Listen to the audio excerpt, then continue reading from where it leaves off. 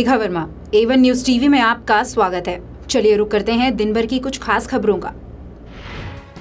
मध्य प्रदेश की पूर्व मुख्यमंत्री और केंद्रीय जल संसाधन मंत्री उमा भारती ने कांग्रेस अध्यक्ष राहुल गांधी पर जमकर निशाना साधा है। 1984 के सिख विरोधी दंगों पर राहुल गांधी के बयान पर उमा भारती ने प्रतिक्रिया देते हुए उन्हें मानसिक रोगी करार दिया। उन्होंने कहा, जो राहुल गांधी ने कहा है उससे खुद कांग्रेस सहमत नहीं होगी। मोदी सरकार में मंत्री और राष्ट्रीय लोक समता पार्टी के नेता उपेंद्र कुशवाहा की खीर वाले बयान के बाद लगाए जा रहे कयासों के बीच अब उन्होंने सफाई दी है कि सामाजिक एकता की बात की थी, इसे किसी समुदाय विशेष से ना जोड़ा जाए। मेघालय में दक्षिण तुरा और रानीकोट विधानसभा सीटों पर हुए उपचुनाव के लिए आज कड़ी सुरक्षा के बीच मतगणना शुरू हो गई। मेघालय के मुख्यमंत्री और एनपीपी के अध्यक्ष कोरनाड के संगमा ने दक्षिण तुरा सीट से उपचुनाव में 8400 मतों से जीत हासिल की है। उन्होंने अपनी निकटतम प्रत्याशी कांग्रेस की शार्लोट डब्ल्यू मोमिन को हराकर आज जीत दर्ज की।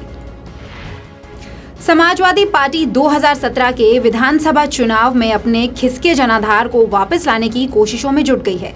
2019 के लोकसभा चुनाव को फतेह करने के लिए सपा कार्यकर्ताओं की सामाजिक न्याय एवं प्रजातंत्र बचाओ देश बचाओ साइकिल यात्रा आज गाजीपुर में शुरू होगी और 23 सितंबर को दिल्ली के जंतर मंतर पर समाप्त होगी। सपा की साइकिल यात्रा का नेतृत्व एमएलसी रामवृक्ष सिंह यादव करेंगे। दिल्ली के सीवन जनकपुरी में माता चनन देवी अस्पताल के सामने पानी के टैंकर ने 2 स्कूली बच्चियों को कुचल दिया। हादसे के तुरंत बाद दोनों बच्चियों को अस्पताल में भर्ती कराया गया, जहां एक की मौत हो गई जबकि दूसरी जिंदगी और मौत से जूझ रही है। जम्मू और कश्मीर के नागरिकों को विशेष दर्जा देने वाले और राज्य के स्थायी निवासी की परिभाषा देने वाले संविधान के अनुच्छेद 35A के खिलाफ दायर नई जनहित याचिका पर सुप्रीम कोर्ट में सुनवाई को टाल दिया गया है। दरअसल याचिकाकर्ता बीजेपी प्रवक्ता अश्विनी उपाध्याय ने सुनवाई टालने का आग्रह किया था। अब मुख्य मामले पर सुप्रीम कोर्ट 31 अगस्त को सुनवाई कर सकता है। केरल इस साल सदी की सबसे भयानक बाढ़ के प्रकोप को झेलने के बाद अब उससे उबरने की जद्दोजहद में लगा हुआ है। वहां इससे करीब 400 लोगों की मौत हो चुकी है। लेकिन देश में केरल ही नहीं, कई और राज्य ऐसे भी हैं जिन्हें इस मानसून में बारिश के कारण भारी नुकसान उठाना पड़ा है। देश के 4 राज्य तो ऐसे हैं जहां 600 से ज्यादा लोग मर चुके हैं। गृह मंत्रालय के आंकड़ों के अनुसार इस साल देश में बाढ़ और मानसून में नदियों में आए उफान में 993 लोगों को अपनी जान से हाथ धोना पड़ा है। ये आंकड़ा अभी और भी बढ़ सकता है।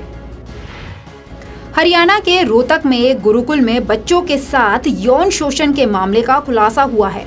6 बच्चों ने यौन शोषण की बात अपने परिवार वालों को रो रो कर बताई। रोहतक से 8 किलोमीटर दूरी स्थित भैयापुर लाड़ौद के गुरुकुल में सीनियर छात्रों पर ही यौन शोषण का आरोप लगा है।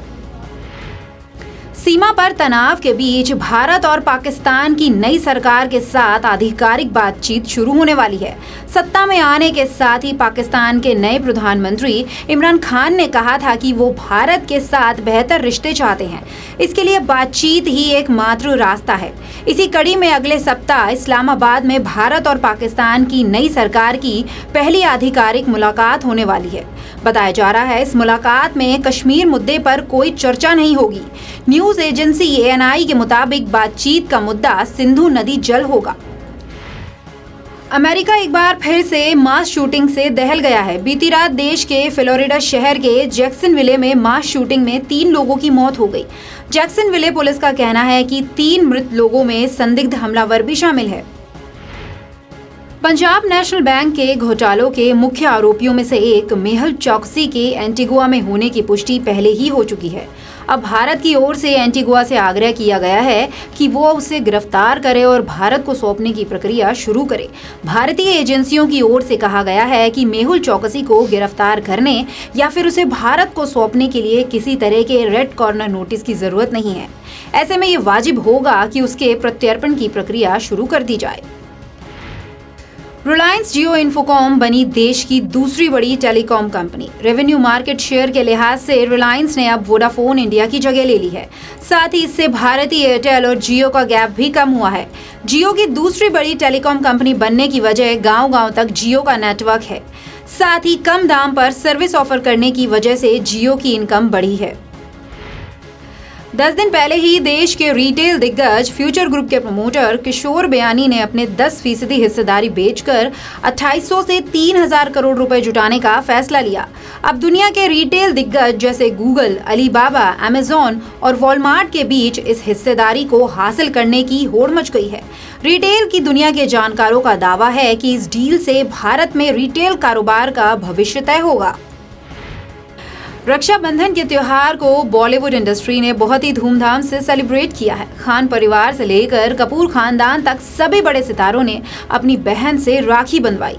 कल सारा अली खान भी भाई इब्राहिम के साथ तैमूर को राखी बांधने पहुंची। राखी बांधने के बाद सारा ने अपने इंस्टाग्राम पर तैमूर के साथ तस्वीर भी शेयर की। यमला पगला दीवाना फिर से का एक नया सॉन्ग राफ्ता राफ्ता रिलीज हो गया है और ये गाना वाकई में कमाल धमाल है। सलमान खान और धर्मेंद्र के साथ रेखा को देखना वाकई बहुत मजेदार है और रेखा इस गाने में ऐसा कह ढा रही हैं कि उनके सामने बॉलीवुड की दिग्गज हीरोइनें भी फीकी नजर आएंगी। राफ्ता राफ्ता में कई पुरानी सॉन्ग का मेडले तैयार किया गया है। इसमें रेखा के साथ सलमान खान और धर्मेंद्र खूब मस्ती करते नजर आ रहे हैं। दिन भर की बड़ी खबरों में फिलहाल मेरे साथ इतना ही। आप देखते रहिए A1 न्यूज़ टीवी। नमस्कार।